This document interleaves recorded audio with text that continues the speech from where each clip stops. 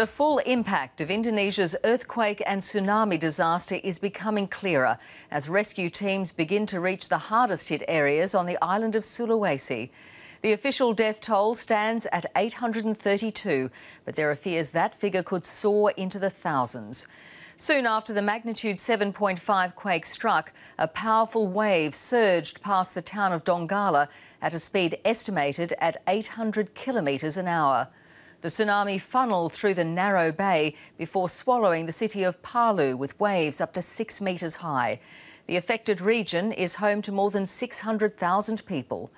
Tonight we have comprehensive coverage from our team in Indonesia. Bureau Chief David Lipson in Jakarta and correspondent Anne Barker, one of the first reporters to arrive in the disaster zone. Under the rubble of the Roa Roa Hotel, it's hard to believe anyone could be alive. But in the early morning, 6 people were rescued. Searchers can hear other voices coming from inside, but they don't have the heavy equipment needed to reach them. This is what the hotel in Palu looked like before the earthquake hit. Now it's destroyed and dozens are still missing. Across Palu, bodies line the streets.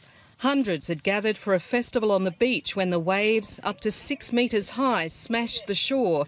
It's impossible to say how many died here, but much of the city is still underwater. A mosque, which was heavily damaged by the quake, was also hit by the tsunami. With no power and fuel supplies running low, people are getting desperate. Tens of thousands have fled, some to evacuation centres in different parts of Sulawesi. Buildings have been flattened across the region.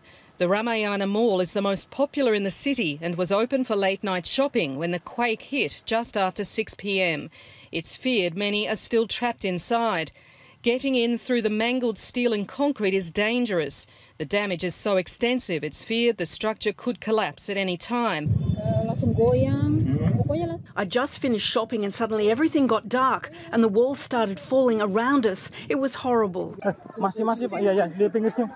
And with hundreds of aftershocks hitting the area, stunned survivors are living outside on the street in fear.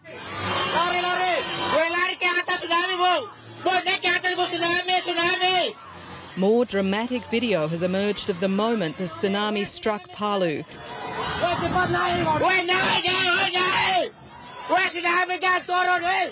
This man filming tries to warn people who can't see the approaching danger.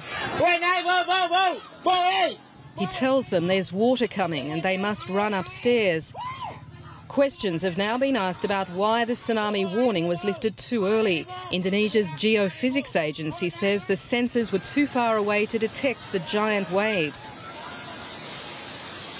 This fishing town was closest to the quake's epicentre, but it was also hit by the tsunami. Houses were swept into the sea and many families have drowned. A few days ago, this was a family home behind me with 3 people inside when 10-metre high waves sent this fishing boat ramming into shore, sending everything in its path and demolishing the home. One of the men inside was sent hundreds of metres down the street. It's amazing he survived. I don't know where we're going to go. At the moment, we're going to a refugee camp. Many who survived are now homeless, and it could be months before they have somewhere permanent to go. With the death toll mounting, this tragedy is going to get a lot worse. Anne Barker, ABC News, Donggala. And Anne Barker has more from on the ground in Donggala. This is the fishing town of Donggala, which was closest to the epicentre when the quake hit on Friday. And it was also the first to be struck by the tsunami.